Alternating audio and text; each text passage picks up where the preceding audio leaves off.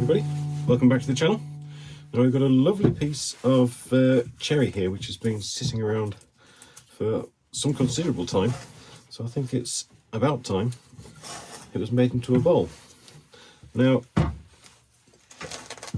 I'm hoping to create another live edge bowl from this, and if I can keep as much of the detail of these kind of fingers area here, that would be fantastic. So we'll do our best to keep those. Now in its current state, like most things I try and grab hold of, it's going to be too big for the lathe, so I've roughed out as bigger bowl as we can get out of this. And I'm just going to take the chainsaw to it to take off these edges so we can get it on. Right, I'll get that sorted and I'll see you back here in a second. Right, you don't need to be a mathematician to realise that this is going to be out of balance. But it's secure, we've got tailstock support, so we'll see how we get on. Hi everybody, it's VoiceOver Mike here. Now, as this is the first video we've done since the 1000 bowl giveaway, I just want to thank everybody who's supported this channel up to this point for the last 6 months. But I want to say that I want to continue trying to give something back, so we are going to be doing another bowl giveaway when we get to 2,500 subscribers. All you have to do is like the video, have subscribed and left a comment. So all the videos between now and when we hit 2,500 subscribers will be valid for that competition. Thank you.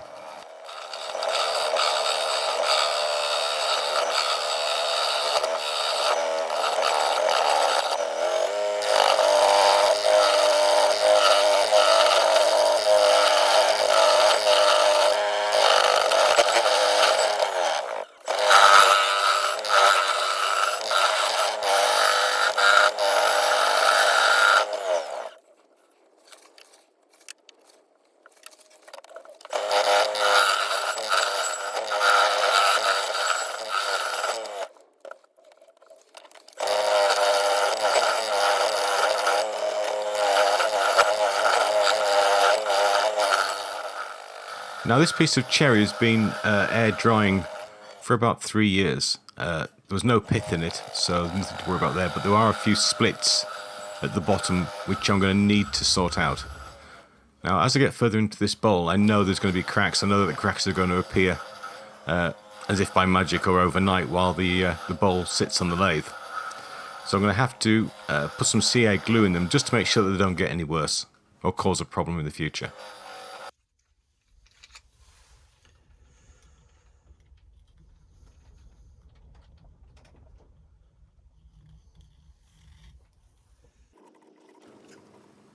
Once I put this CA glue in, I could have hit it with the activator and then carried on turning straight away. But it's always better in these kind of instances just to give that CA glue time to seep into the wood to do its job. So I just left it and then waited until the next morning to carry on.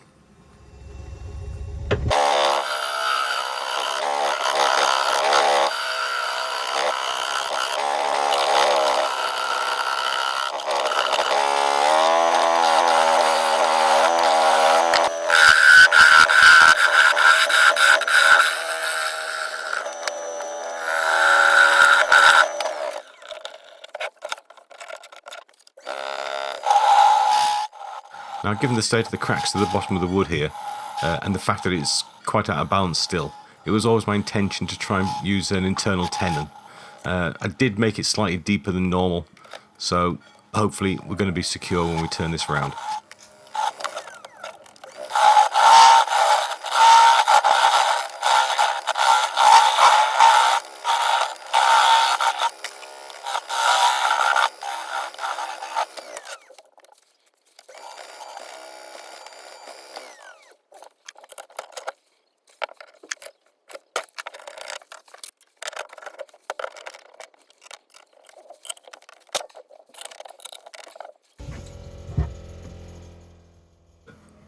Normally when you turn a bowl around and start to hollow it out, the first job is just to face it off to make sure you've got a nice flat surface to start turning out.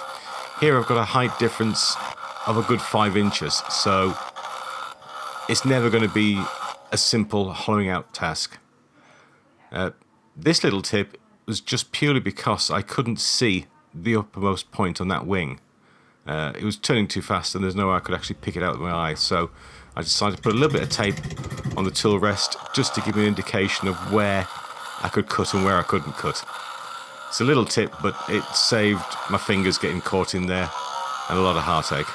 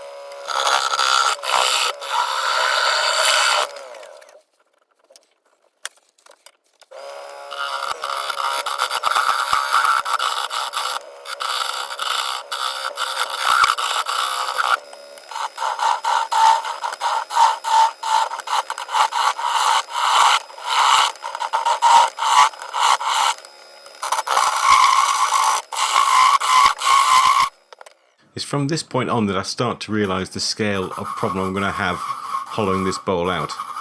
I've got the tool rest there angled in an awful lot towards the centre of the bowl, just to make sure that the actual tool doesn't overhang too much. But if you look at the current level of the bowl, I've still got to hollow out another 4 or 5 inches. So it's a rough time ahead.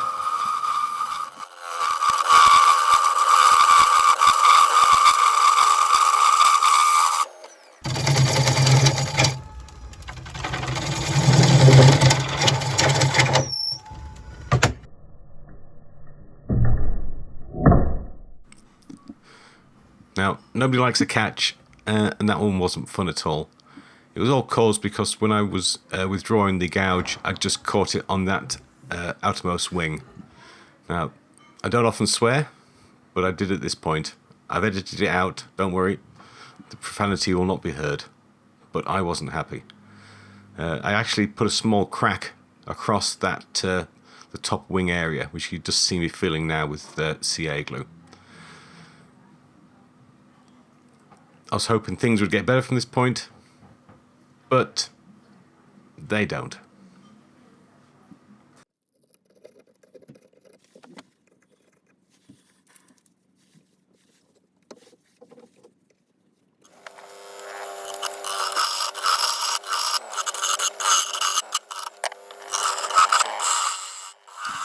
Because of the length of gouge I've now got hanging over this tool rest, catches are becoming more frequently. It's very, very hard to control the cut. Cuts are uneven. I'm just doing everything I can to try and finish this bowl.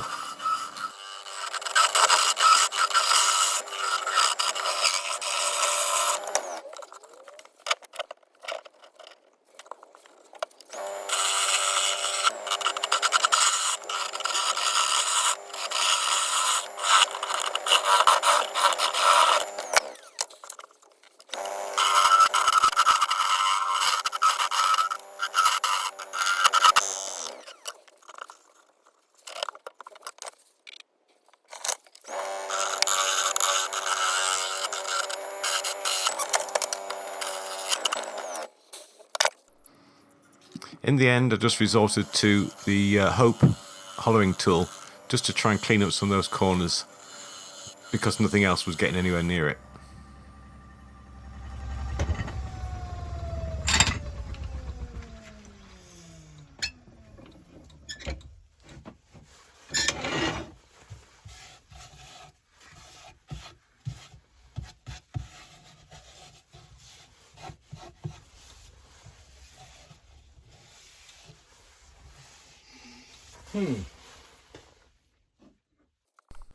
I would have dearly loved to be able to keep the bark on this piece, but because I lost the bark on that top wing area, I unfortunately had to take off the rest.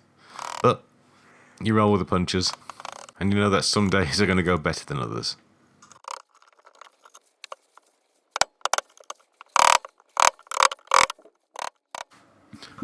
A lot of the problems I've faced here have been all in my own making. I've tried to take on something which was probably a little bit too big for this lathe. I should have had a curved tool rest to help me get deeper into the bowl, but you know, you build up your equipment in time and you get what you can afford when you can afford it. So I'm not going to moan, I'm just going to plough on trying to finish this bowl. The sanding that I managed to get done on this took about 2 hours, and even at the end it wasn't what I wanted it to be, but I had to stop at some point. There's a few interesting techniques used along the way. At some point you'll see me using a carpenter's scrape. The end grain on the inside of the bowl was just ridiculous. Sanded it for about 30 minutes, no joy. So in the end I was using a carpenter's scraper to try and scrape the wood to get it out.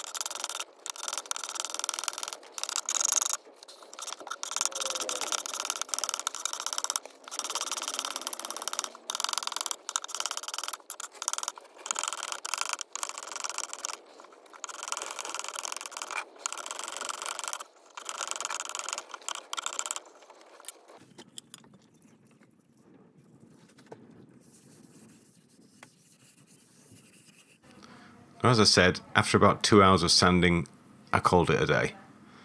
For all intents and purposes, this is as good as I can get this bowl, given the equipment I have. I could have sanded it for another 5 hours and probably got the end finish a lot better, but you have to weigh up the pros and cons of doing that.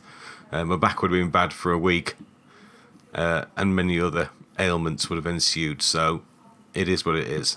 But it's not the end for the bowl. When I do get a larger lathe and some more equipment which is going to be more suited to this, then I shall put this thing back on and I will finish it. It will not beat me. If I was to start this again, I think I would have gone for a slightly different design, a lot shallower, with those kind of fingers, whatever you want to call them, spreading out to the sides as opposed to going straight up. That would probably be more effective and certainly easier to finish, but we can't put the wood back on and we've got what we've got. So that's pretty much it. Anyway, I hope you've enjoyed the video. I've had a very interesting time creating this one. The next one I promise will be better. Otherwise I won't even put it out. But apart from that, thank you very much indeed, and I'll see you next time. Oh, by the way, if you turn your head sideways, that looks like a face as it was going round.